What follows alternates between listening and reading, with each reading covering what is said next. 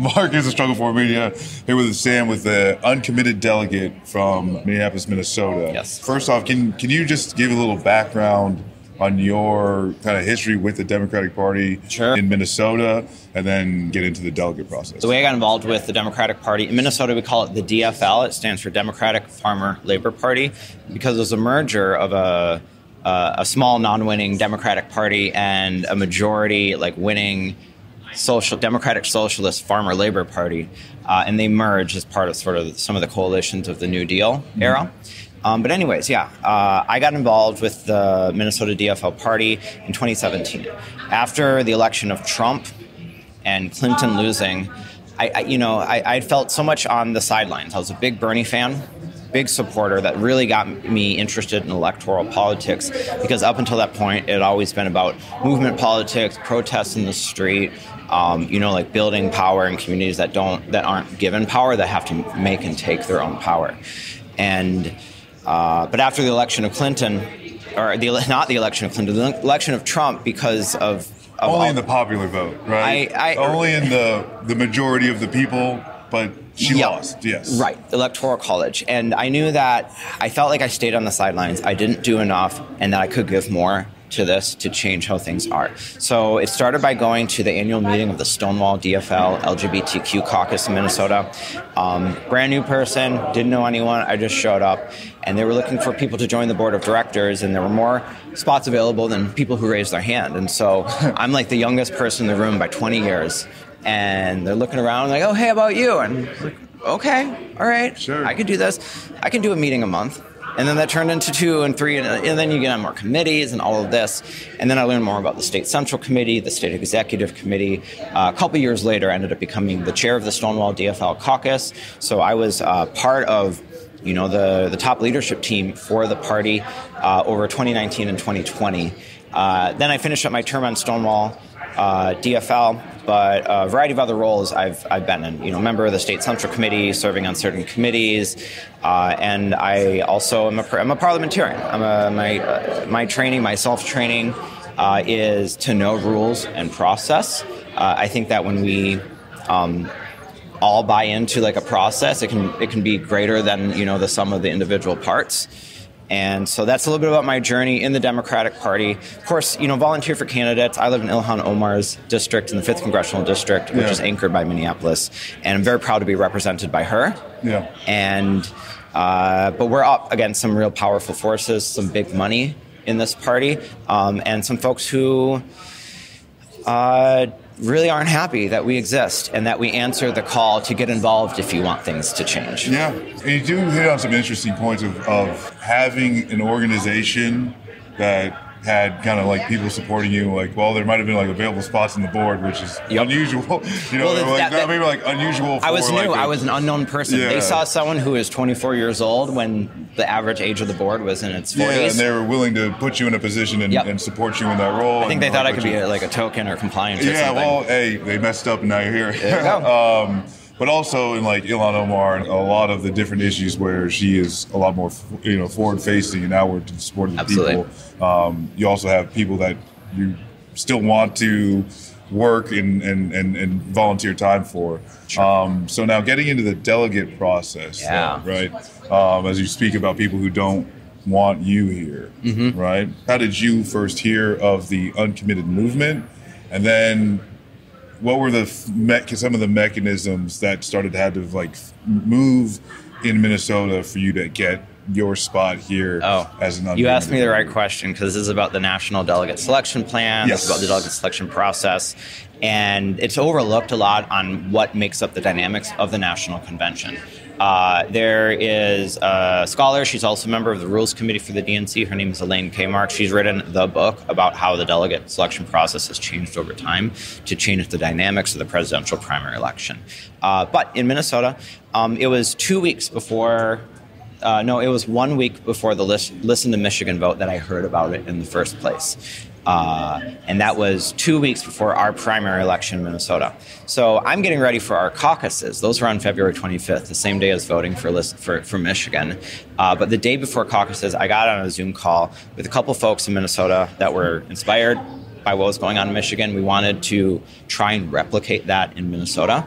And so 8 days before the election, we got on a Zoom call, we started making a plan, and we knew caucuses were the next day. We're like, this is a good chance to mass distribute literature, raise this issue. And we already knew a lot of folks were going to be bringing resolutions to their caucus about a ceasefire, about human rights, to get that into the state party's platform. It all starts with being introduced at a local level and then moves through multiple sort of layers of conventions to be presented in front of the state convention that assures there's buy-in from across the state.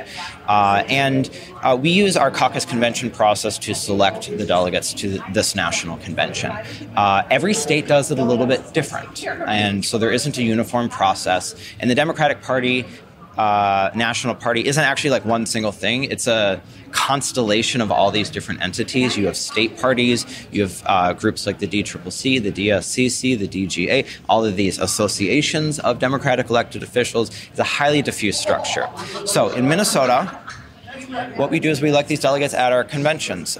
So at our congressional district convention and our statewide convention. And the number of delegates we're allocated is proportional to the result that each candidate or uncommitted got in the primary election. So on Super Tuesday in Minnesota, about just a hair under 19% of Minnesota Democratic primary voters filled in the box next to uncommitted. They didn't fill it in next to Joe Biden. They didn't fill it in next to Dean Phillips or Marianne Williamson or other folks on the candidate or on the ballot. And with this result, a couple things happened. You have to first get 15% to even qualify to earn delegates.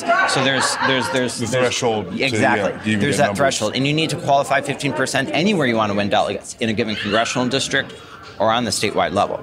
But we got 30% in the 5th Congressional District.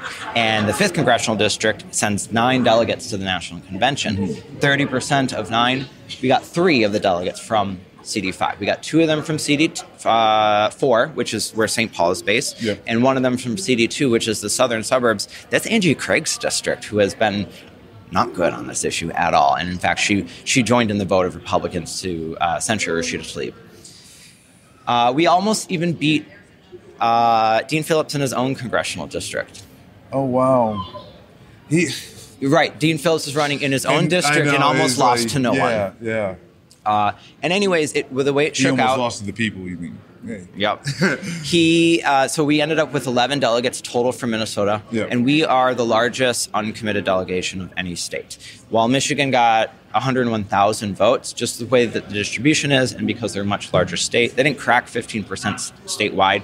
They only cracked it in 2 congressional districts, just above. So there are 2 uncommitted delegates from Michigan, despite them representing more than twice as many voters as the 11 from Minnesota. So you can see how the math gets kind of wonky, and the way that you got to qualify at these different thresholds.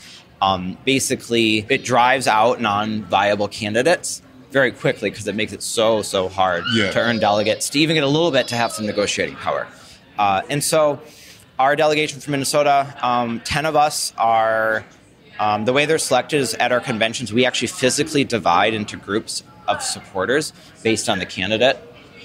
So all of the Biden supporters stayed in one room, all the uncommitted folks moved to a separate space, and then within those groups, we elected our delegates.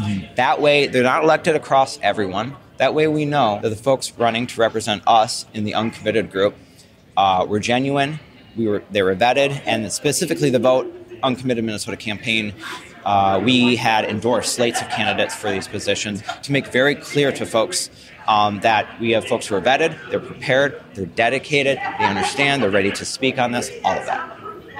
And so with all of that, what I guess next is, what was it like then? Was there any coordination like moving forward?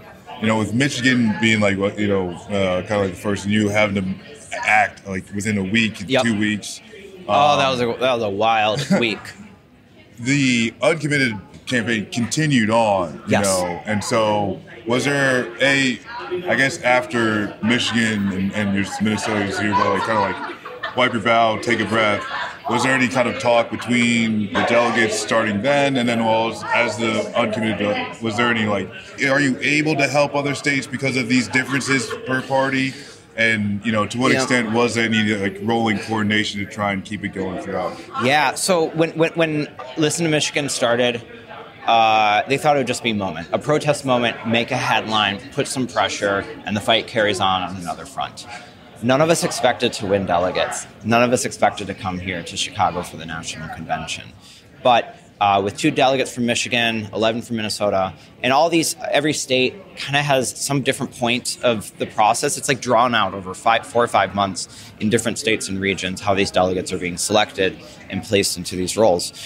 So the Listen to Michigan movement was parlayed into the national or uncommitted national movement, which was then coordinating, putting out the word, like DSA, I'm a member of DSA, was a partner in a lot of states where there was a chapter and endorsing the uncommitted campaign in their state to raise attention. Most states did not win delegates. They were less than 15%, but cumulatively in the country, 738,000 Democratic primary voters selected uncommitted, uninstructed, or the like. And keep in mind that some of those populous states, New York, Illinois, didn't have any option. It was just candidate. Yeah. Or write-in. And write-ins don't count for anything. Right, and that's where, some states don't have the ability to even have an uncommitted, so the ability to engage in the campaign is largely just lost. So we kept, basically we'd hear about this, we're working with national folks, they're tracking what's happening state by state, and we're just having these weekly Zoom meetings, which turn into 2 meetings a week, which turn into 3 meetings a week. I mean, as we're getting closer to this convention, it's kind of a Zoom nightmare, to be honest. But there was so much relationship building happening amongst the more than 30 uncommitted delegates in the country. We also have some super delegates, people who are members of the Democratic National Committee, some state party leaders who have actually been very helpful, who are supportive, and who are in the party for these values that we're fighting for. And so if not now, to push and do whatever you can with whatever influence you can to, at minimum, give support and access to folks who, like me, who are legitimately elected to these roles to represent uncommitted voters, that it's been growing. Yeah. It's been all rolling together, if you will, like a snowball and getting bigger and bigger. And then now as we get into this convention, 30-something delegates, there's 4,700, I think, total delegates to the convention. Do the math. That's less than 1%. Numerically is not where our power is. It's in the story, it's in the narrative, it's in calling attention to the values that our party proclaims and holding ourselves accountable to those values. It's about carrying the message of tens of thousands of people on the street into the halls of power. So that's our job and mandate, and it did not stop with just uncommitted delegates. We know these sentiments are shared broadly, and that the base of the Democratic Party has shifted a lot, even just in the last month. And that is percolating upwards from the grassroots, crystallizing into party leadership. And so we've been recruiting folks who are elected to be delegates for Biden, who voted for Harris, to also be ceasefire delegates, understanding that they are excited to support Kamala Harris, and they are horrified by the bombs the United States keeps sending to kill Palestinian children, and they want to stop to that. And they recognize that this is dividing the party. And they see that as Democrats, we can be united around these values, but this isn't something that can just be brushed under the rug. And it's very clear to me the values that make me a Democrat, believing in equal rights, human rights, pro-peace, it's being tested right now. And I'm in the hall of the Democratic National Convention last night. We are conducting the roll call vote. They're calling up states one by one, alphabetically, and then a party leader from that state would read out the total number of votes from that state. And of course, it was all for Kamala Harris, except for, I think there were maybe 50-something, 60-something present votes. Yeah. So we had the option on our ballot that first, there was a process of signature collection to nominate a candidate, right? This is the first time we've had an open convention where the delegates decided, not the voters through the delegates decided. Very different dynamic. But Kamala Harris was the only one who got enough signatures to be on our ballot to pick the nominee of the party for president. But under the rules of the convention, you're still allowed to vote for whoever you want, whether they're nominated or not. And so uncommitted delegates, we got together. We submitted our ballots for all this a few weeks ago. Okay. And we got together on Zoom. Several of us who were located near each other gathered together in person. And we conducted our own roll call vote a couple weeks ago. And our roll call vote was calling on the uncommitted delegates one by one. And we get 2 votes, and only 2 votes in this entire process. One on the platform, and one on who is the party's nominee for president. Those are the only 2 votes. There's no deliberation on the floor. There's no amendments. There's no motions. None of that. Even if it's in the rules, this thing doesn't go by its own stated rules. So as they're nominating and going state by state, and they're playing the music. Yep. Well, so that was happening in the hall. But before this, we went state by state, person by person amongst the uncommitted delegates, and we all cast our votes for Palestinians who've been murdered in Gaza. So I voted for a man named Safedin. He worked for World Central Kitchen. He was killed along with 6 of his colleagues in a targeted airstrike on their van, in which a route had been worked out ahead of time with the Israeli military. It was clearly marked. And these are folks providing humanitarian aid and feeding people who are displaced, who are starving, right? I mean, people in Gaza are starving and dying. They don't have clean water, living in constant fear of another bomb being dropped on them, shipped over from the United States. I think where most people do remember the World Central Kitchen story, which was, I mean, the 200th aid worker that had been killed by that. And so that was who I voted for. Yeah. And then we all voted for different people. And as part of this, we told a bit of their story, stated their age, their date of death. And a lot of us voted for people that we had some sort of personal connection to. One of our delegates has a 4-year-old daughter and voted for someone who voted for a 4-year-old child who was murdered. And on the floor, yes, there's plenty of videos out. Banner had been unfurled. Yep. By the way, one of the women who had been part of bringing that banner and unfurling it, there was a union leader that attacked her, assaulted her, hit her over the head with these poles that say "We love you, Joe." The signs, and that's where it's plain as day. You know, I'm not sure if you ever see the video, but there's a few different angles. You can see. I mean, like an assault against someone in the hall. I'm curious, what is it like? Have people been just largely ignoring you? Yep. Have there been, any type of pushback? I mean, outside of Let me tell you. So here's the thing. I was expecting just overall frosty reception at best. But what I'm finding, right, and what a lot of uncommitted folks are finding is as we're talking around, we're wearing our kufias, we're wearing our uncommitted buttons, we're wearing our buttons that say "Not another bomb." A lot of people are curious. They're interested. They want to know more. They're not necessarily hating, judging, thinking we're repulsive or whatever. I think there's only been maybe 1 or 2 people that when I was going to hand them a flyer or try to initiate a conversation, they kind of made like a sour face, right? So that's what's happening during the daytime where you're actually talking like humans to people. Yeah. Then we get to the United Center in the evening stuff. And that's where the dynamic changes. So on the first night when Joe Biden was giving his speech, they had all of our uncommitted delegates in Minnesota kind of seated in the back row, naturally. Mm-hmm. And there was clearly a coordinated effort to hold signs and create a wall in front of us to prevent us from seeing the stage, seeing the president, and from being seen. You see it's kind of faded now. We wrote "Arms Embargo Now" on our hands, held it over our mouth while he was speaking. And then when he brought up Gaza, we turned our backs and stayed there for about the last 20 minutes of his speech. And it was a quiet, peaceful demonstration, but we had to make ourselves known and clear. And some media took notice as well. But this dynamic accelerated last night, and it was very sad and frustrating. I had made papers, printed them out, that said the names of the people we voted for. I distributed them to all the uncommitted delegates in the hall that night. And whenever our states were called up, we held them up. This is who I voted for. Just like you would in 2016, Bernie and Hillary, and they're doing the roll call. And the hardcore Bernie supporters were waving their Bernie signs as well. Yeah. And I can't wave my uncommitted sign? My sign of who I voted for with my one vote that I legitimately have to represent, be part of representing 45,000 Minnesotans who said none of these people. Yeah. So when this was leading up, you party leaders who then start standing on their chairs in front of us, and they found the biggest, tallest, widest guys to do this. Some of them have bad knees. They did not stay up very long. But forming a wall in front of us. And then I saw, I know all these people. These are people I work with on committees. Yeah. monthly meetings, I mean, this is weekly where meetings. These are other Democratic These are my colleagues, party members that you've known now for years. Yes. And I know I'm the nail that sticks out and always gets hammered down, but these are people I have to work with. And I see it. There was obvious coaching going on. There was a strategy to literally box us and hem us in from every angle and raise signs to prevent us from being seen and being known. Now, fortunately, South Dakota was right behind us because we were in the last row. They were all sitting, so everyone could see us from behind. Yeah. So, the tactic to completely obscure us did not succeed. But, I'm like having an interaction with a journalist.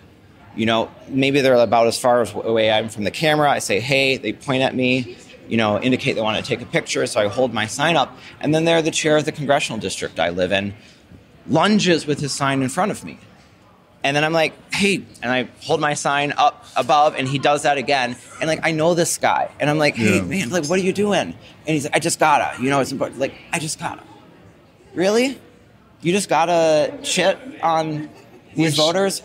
I'm here as a representative. I'm by far the most malleable and persuadable person, and I have a job to represent these folks, to try to get them on board, to make sure that we have a good ticket that's right on this issue so Trump doesn't win. I'm waiting for a minute right now.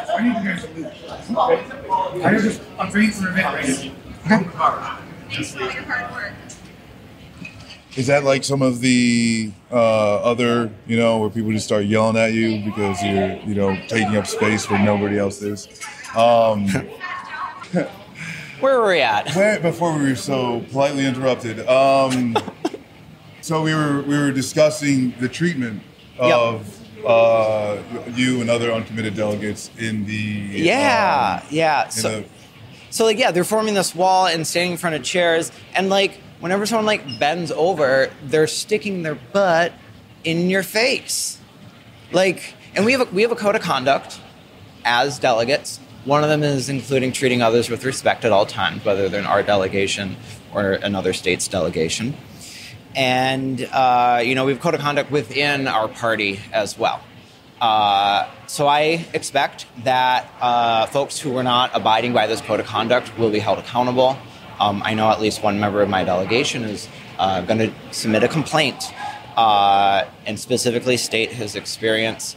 And now, do I expect anything to come of it? Please, no.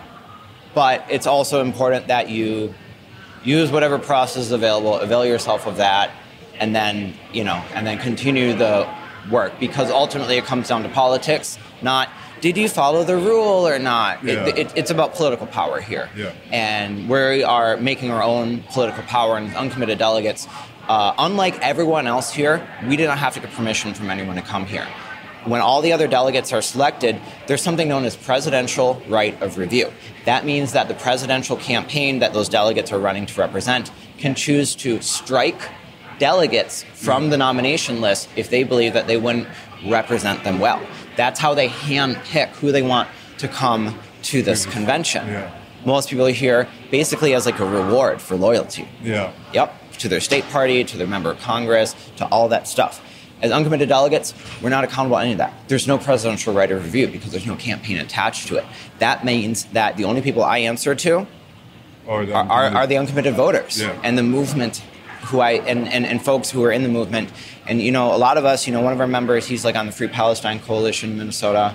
One of our, the other co-chair of the Minnesota delegation, Asma, she works with RISE, Reviving the Islamic Sisterhood for Empowerment. These are folks who are doing incredible organizing work to represent their community, who are grounded in it, who are listening to the concerns of folks who think that even we're sellouts, right?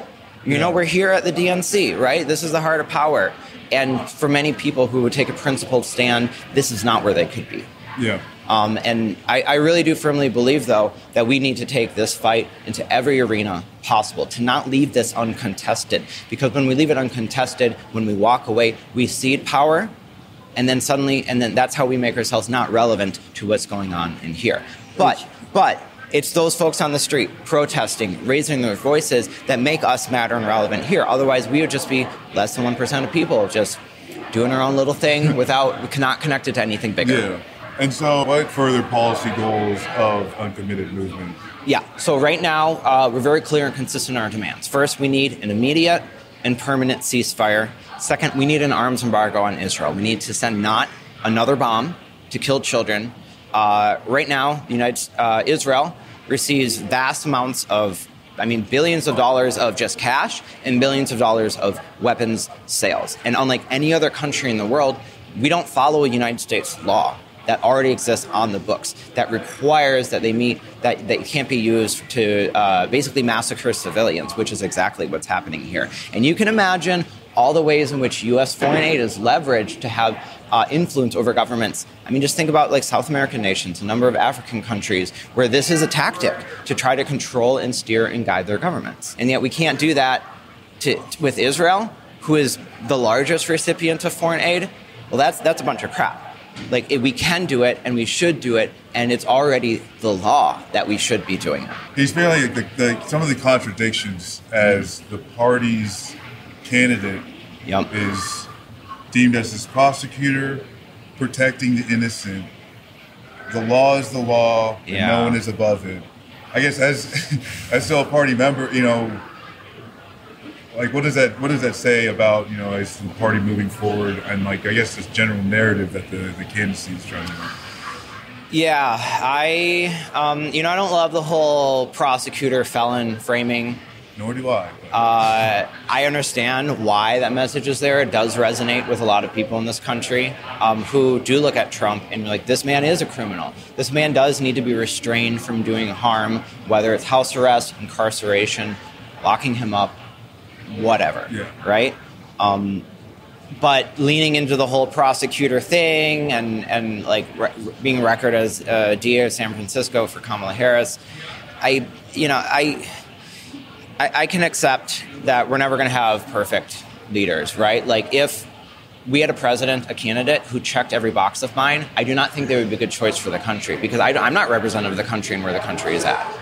I don't have the hubris or the arrogance to think that I am uniquely enlightened on what's good, right? It's hard because you're sitting in the contradictions. You have one foot inside and one foot outside, and either camp is telling you can't be in the other one. Yeah. And yet I see no other way, and I also in many ways see no contradiction that if my values are to be pro-justice, pro-humanity, pro-peace, anti-imperialism, anti-colonialism, all of these things, which are pretty self-evident, broadly shared values. Who likes war? Who likes genocide? There's apparently a lot of people who like that these days. And so these are pretty obvious values that are shared broadly. And when I look at politics and mainstream political parties, obviously it's not the Republican Party, and for all the flaws the Democratic Party has, that's where people like me who share my values are at, and that is what is at least spoken to by our candidates and our platform. And how much they follow through is another question. Some of them are great, some of them are awful. My member of Congress is Ilhan Omar. She's fantastic on this issue, on all these issues. Healthcare for all, Medicare for all, housing, all this stuff. So I think the biggest thing is just it's hard. It's weird. Yeah. Is there any plans for the uncommitted moving on from here? Is it just you go through the DNC process, and once they hit wrap, y'all kind of just go your separate ways, or is there any type of movement past this for the delegates in this process? Yeah, good question. So right here now, we are just focused on the national convention. We're working on getting that meeting that Kamala Harris said she would have with uncommitted national leaders to talk about an arms embargo. We are collecting signatures from folks who became ceasefire delegates.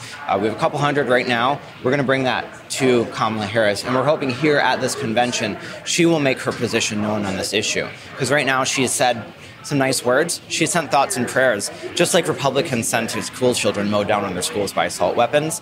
And I think our Democrats can offer more than thoughts and prayers for Palestinians. We need policy change, and so that's what I'm looking for.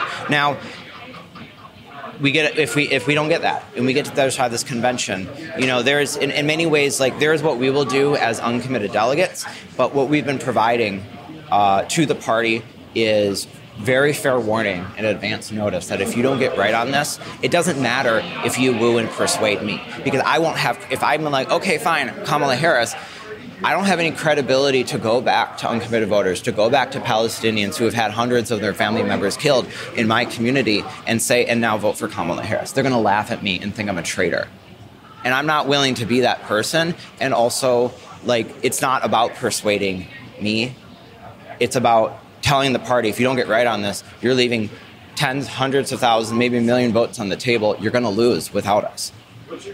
And so we're going to continue organizing on this issue. We get on the other side, we don't get this. We're going to keep pushing. We're going to keep raising our voices as an uncommitted movement, as sort of the folks inside the party, right, to get right on this. Well, Sam, thank you so much for your time. Thank you, Marcus. Appreciate it.